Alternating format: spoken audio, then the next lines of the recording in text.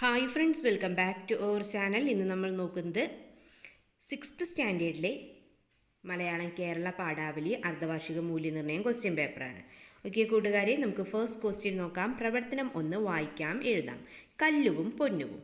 ഒരു കുട്ടി പോകുന്നു. പൊന്നിൻ്റെ മാലയിട്ടൊരു കുട്ടിയിട്ടതോ കല്ലുമാല. അവരെന്നും സ്കൂളിലേക്ക് ഒന്നിച്ചു പോകും ആ കുളിരാർന്ന കുന്നിൻ ചെരുവിലൂടെ. ഒരു ദിനം ആ വഴി കള്ളനെത്തി പൊന്നിട്ട കുട്ടിയെ കൊണ്ടുപോയി. അവളുടെ നിലവിളി കേൾക്കയായി മലയുടെ താഴ്വാരം എങ്ങുമെങ്ങും. അതു കേൾക്കെ അതിവേഗം മൂടിയെത്തി അവളുടെ പൊന്നോമൽ കൂട്ടുകാരി. കല്ലുറപ്പുള്ള മനസ്സുമായി ചെന്നവൾ കള്ളനെ ധീരിട്ടു ധീരധീരം. കല്ലിൻ്റെ മാലയണിഞ്ഞവളങ്ങനെ പൊന്നിട്ട കുട്ടിയെ വീണ്ടെടുത്തു. അതുകണ്ടു മാമരക്കൂട്ടവും കിളികളും പുഴകളും പൂക്കളും പുളകമാർന്നു. ദിവാകരൻ വിഷ്ണുമംഗലത്തിൻ്റെ കല്ലുവും പൊന്നുവും എന്ന കവിതാഭാഗമാണ് നമുക്കിവിടെ നൽകിയിട്ടുള്ളത്. ഓക്കെ, നമുക്ക് ഫസ്റ്റ് ക്വസ്റ്റ്യൻ നോക്കാം. താഴെ കൊടുത്ത ചോദ്യങ്ങൾക്ക് ബ്രാക്കറ്റിൽ നിന്ന് ശരിയുത്തരം തിരഞ്ഞെടുത്ത് എഴുതുക. ആരുടെ നിലവിളിയാണ് താഴ്വരയിൽ കേട്ടത്? ആരുടെ നിലവിളിയാണ് താഴ്വരയിൽ കേട്ടത്? നമുക്ക് ഫസ്റ്റ് ക്വസ്റ്റ്യൻ നോക്കാം. ആരുടെ നിലവിളിയാണ് താഴ്വരയിൽ കേട്ടത്? പൊന്നിന്മാലയിട്ട കുട്ടിയുടെ, കള്ളൻ്റെ, കല്ലുമാലയിട്ട കുട്ടിയുടെ. ആൻസർ എന്താണ്? അതെ, പൊന്നിന്മാലയിട്ട കുട്ടിയുടെ. ദെൻ കുട്ടികൾ സ്കൂളിൽ പോയിരുന്നത് ഏത് വഴിയിലൂടെയാണ്? ഏത് വഴിയിലൂടെയാണ്?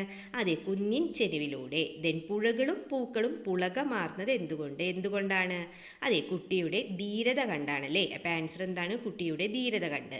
ദെൻ കല്ലുറപ്പുള്ളത് എന്തിനാണ്? മനസ്സിന്. ആൻസർ എന്താണ്? മനസ്സിന്.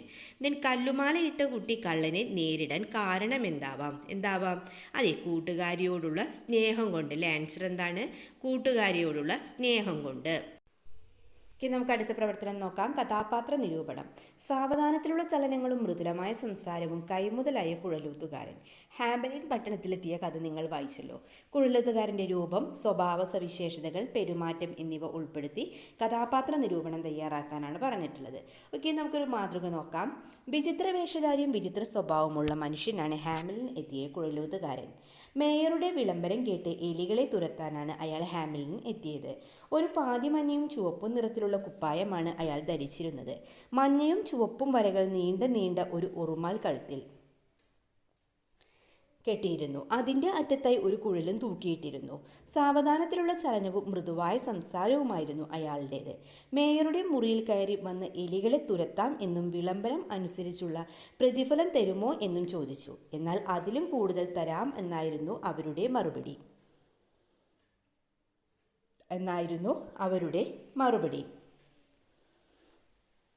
ഏറ്റെടുത്ത ജോലി വളരെ ആത്മാർത്ഥമായി തന്നെ കുഴലൂത്തുകാരൻ നിർവഹിച്ചു. എന്നാൽ മേയർ നൽകാമെന്ന് പറഞ്ഞ് പ്രതിഫലം നൽകിയില്ല. ഇതിൽ കോപം കൊണ്ട് കുഴലൂത്തുകാരൻ മറ്റൊരു ഗാനം പാടി കുട്ടികളെല്ലാം മലയ്ക്കുള്ളിൽ കൊണ്ടുപോയി. അയാളുടെ പ്രവൃത്തി ന്യായീകരിക്കാനാവില്ല. കാരണം അന്നാട്ടിലെ ജനങ്ങളെയല്ലേ അയാളോട് തെറ്റ് ചെയ്തത്.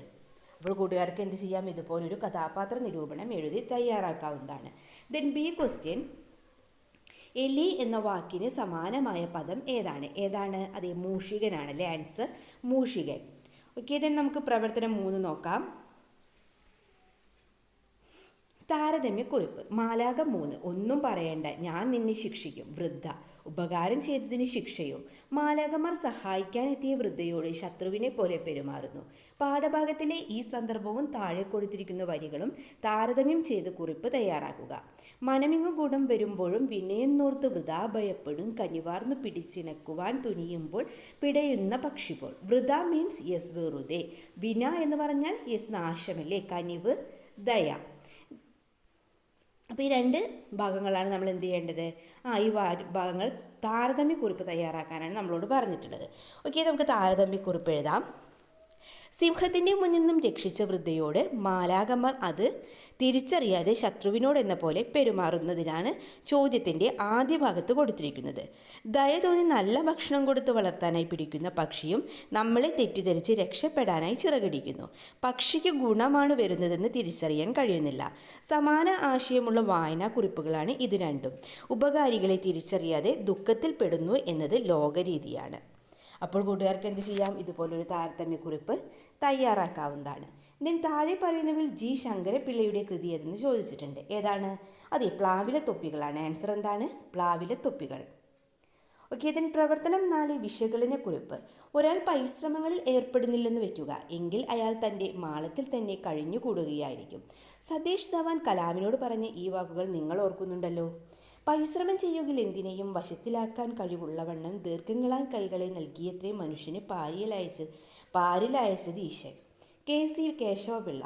മുകളിൽ വിവരിച്ച 2 സന്ദർഭങ്ങൾ വിശകലനം ചെയ്ത് കുറിപ്പ് തയ്യാറാക്കുക. അപ്പോൾ കൂട്ടുകാരെ നമുക്ക് എഴുതാം. സതീഷ് ധവാന്റെ ഈ വാക്കുകളുടെ അർത്ഥം പരാജയപ്പെട്ട് നിരാശനായി തൻ്റെ മാളത്തിൽ ഒളിക്കാതെ വീണ്ടും വീണ്ടും പരിശ്രമിക്കുക. അതിനായി നൽകുന്ന ഉദ്ബോധനമാണ് ഈ വരികളിലുള്ളത്. KC കേശവപിള്ളയുടെ വരികളിൽ പരിശ്രമിക്കുക, എന്തും നേടിയെടുക്കാൻ കഴിവുള്ളവനാണ് മനുഷ്യൻ എന്ന് നമ്മെ ഓർമ്മിപ്പിക്കുന്നു. 2 ഭാഗങ്ങളും വിശകലനം ചെയ്യുമ്പോൾ നിരന്തരമായ പരിശ്രമത്തിലൂടെ എന്തും നേടിയെടുക്കാൻ മനുഷ്യന് കഴിയും എന്ന് മനസ്സിലാക്കാം. ആദ്യം പരാജയപ്പെട്ടാലും അന്തിമ വിജയം പരിശ്രമശാലികൾക്ക് തന്നെയായിരിക്കും. ഇതാണ് ഈ വായനാഭാഗങ്ങൾ വിശകലനം ചെയ്യുമ്പോൾ മനസ്സിലാകുന്നത്. കൂടുതൽ പോയിന്റ്സ് ഒക്കെ എഴുതി ഈ വിശകലനക്കുറിപ്പ് തയ്യാറാക്കാവുന്നതാണ്. ഓക്കെ, നെക്സ്റ്റ് ക്വസ്റ്റ്യൻ നോക്കാം. ഉപന്യാസം.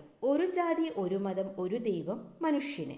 വിദ്യ കൊണ്ട് പ്രബുദ്ധരാവുക. അനാവശ്യ ധനച്ചെലവ് ഒരു മംഗളകർമ്മത്തിനും പാടില്ല. കൃഷി ചെയ്യണം. കൃഷിയാണ് ജീവരാശിയുടെ നട്ടെല്ല്. കെട്ടുകല്യാണം എന്ന പാഠഭാഗം വായിച്ചുവല്ലോ. അന്ധവിശ്വാസങ്ങൾക്കും അനാചാരങ്ങൾക്കുമെതിരെ നാരായണഗുരു നടത്തിയ പോരാട്ടം കേരളത്തെ ഏറെ മുന്നോട്ട് നയിച്ചിട്ടുണ്ട്. മുകളിൽ നൽകിയിരിക്കുന്ന സൂചനകളും നിങ്ങൾക്കറിയാവുന്ന കാര്യങ്ങളും ചേർത്ത് ശ്രീനാരായണ ഗുരുവും കേരളവും എന്ന വിഷയത്തിൽ ഉപന്യാസം തയ്യാറാക്കുക. അപ്പോൾ വിഷയം എന്താണ്? ശ്രീനാരായണ ഗുരുവും കേരളവും. ഓക്കെ, നമുക്ക് എഴുതാം. കേരളത്തിലെ മുൻനിര സാമൂഹ്യ പരിഷ്കർത്താക്കളിൽ ഒരാളായിരുന്നു ശ്രീനാരായണ ഗുരു. അദ്ദേഹത്തിൻ്റെ കേരളത്തിലെ പ്രവർത്തനങ്ങളെക്കുറിച്ചാണ് ഈ ഉപന്യാസം. ഒരു ജാതി, ഒരു മതം, ഒരു ദൈവം മനുഷ്യന്. വിദ്യ കൊണ്ട് പ്രബുദ്ധരാവുക. അനാവശ്യ ധനച്ചെലവ് ഒരു മംഗളകർമ്മത്തിനും. അതുപോലെ എന്താണ്? കൃഷി ചെയ്യണം. കൃഷിയാണ് ജീവരാശിയുടെ നട്ടെല്ല്. കെട്ടുകല്യാണം അനാവശ്യ ചടങ്ങാണ്. അപ്പോൾ കൂട്ടുകാർ എന്ത് ചെയ്യുക? ഈ പറഞ്ഞ ആശയങ്ങളൊക്കെ എന്ത് ചെയ്യാം? വിശദീകരിച്ച് എഴുതുക. ദെൻ ഉപസംഹാരമായിട്ട് എന്താണ്? ഈ പ്രവർത്തനങ്ങളെല്ലാം കേരള ജനതയുടെ സ്വയം പര്യാപ്തതയും അനാചാരങ്ങളെ ഇല്ലാതാക്കുന്നതിനും വളരെ സഹായിച്ചു. ഇന്നത്തെ കേരളത്തിൻ്റെ സാമൂഹിക ഉയർച്ചയ്ക്ക് ശ്രീനാരായണ ഗുരുവിൻ്റെ പ്രവർത്തനങ്ങൾ വളരെയധികം സഹായിച്ചിട്ടുണ്ട്. അപ്പോൾ പറഞ്ഞ വിധത്തിൽ കൂട്ടുകാർ എന്ത് തയ്യാറാക്കുക? ഉപന്യാസം തയ്യാറാക്കുക. ഓക്കെ, നെക്സ്റ്റ് ക്വസ്റ്റ്യൻ നോക്കാം. പ്രവർത്തനം 6 ആസ്വാദനക്കുറിപ്പ്. കൂട്ടുകുടുംബം. P. മധുസൂദനൻ്റെ കൂട്ടുകുടുംബം എന്ന കവിതാഭാഗമാണ് നമുക്കിവിടെ നൽകിയിട്ടുള്ളത്. നോക്കൂ, കവിതയുടെ ആശയം, സൗന്ദര്യതലം, സവിശേഷ പ്രയോഗങ്ങൾ എന്നിവ ഉൾപ്പെടുത്തി ആസ്വാദനക്കുറിപ്പ് തയ്യാറാക്കുക. ഓക്കെ, നമുക്കൊരു മാതൃക നോക്കാം.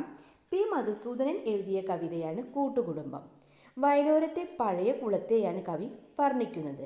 ആ കുളം ഒരു പഴയ കൂട്ടുകുടുംബമായി കവി കാണുന്നു. പലതരം പ്രാണികൾ, പാമ്പുകൾ, പായൽ, മത്സ്യങ്ങൾ ഇവയെല്ലാമാണ് ആ കുളത്തിലെ കുടുംബക്കാർ. മനസ്സിലാക്കാൻ വിഷമമുള്ള ശാസ്ത്രീയ കാര്യങ്ങൾ ലളിതമായും സുന്ദരമായും ഈ കവിതയിൽ ചിത്രം വരച്ചതുപോലെ കവി നമുക്ക് കാണിച്ചു തരുന്നു. കുളത്തെ കൂട്ടുകുടുംബമായി വർണ്ണിച്ചത് മനോഹരമായ ഒരു കൽപ്പനയാണ്. ലളിതസുന്ദരമായൊരു കവിതയാണ് ഇത്. വായിക്കുന്നവർക്കെല്ലാം ഇത് ഇഷ്ടപ്പെടുക തന്നെ ചെയ്യും. അപ്പോൾ കൂട്ടുകാർക്ക് എന്ത് ചെയ്യാം? കൂടുതൽ പോയിന്റ്സ് എല്ലാം ഉൾപ്പെടുത്തിക്കൊണ്ട് ഇതുപോലെ ഒരു ആസ്വാദനക്കുറിപ്പ് തയ്യാറാക്കാവുന്നതാണ്. ഓക്കെ കൂട്ടുകാരെ, അങ്ങനെ ക്വസ്റ്റ്യൻ പേപ്പറിൽ എല്ലാ ക്വസ്റ്റ്യൻസും നമ്മൾ ഡിസ്കസ് ചെയ്ത് കഴിഞ്ഞു. നിങ്ങൾക്ക് വീഡിയോ യൂസ്ഫുള്ളായി തോന്നുകയാണെങ്കിൽ തീർച്ചയായും ലൈക്ക് ചെയ്യുക, കമൻറ്റ് ചെയ്യുക. ഇതുവരെ ഞങ്ങളുടെ ചാനൽ സബ്സ്ക്രൈബ് ചെയ്യാത്ത കൂട്ടുകാരുണ്ടെങ്കിൽ തീർച്ചയായും സബ്സ്ക്രൈബ് ചെയ്യുക. ഓക്കെ, നമുക്ക് മറ്റൊരു വീഡിയോയുമായി വീണ്ടും കണ്ടുമുട്ടാം. Okay, by.